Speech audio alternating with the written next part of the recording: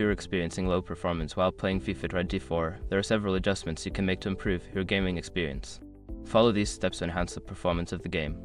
Step 1. Adjust graphics settings. Lower the graphics settings in the game options.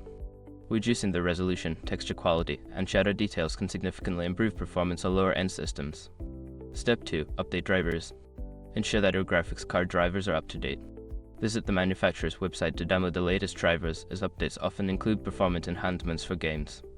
Step 3. Close background applications. Before launching FIFA 24, close any unnecessary applications running in the background. This frees up system resources, allowing the game to run more smoothly. Step 4. Optimize game files. If you're playing on a platform like Steam, verify the integrity of the game files. This process checks for any corrupted files and replaces them, which can resolve performance issues. Step 5. Adjust power settings. Change your computer's power settings to high performance.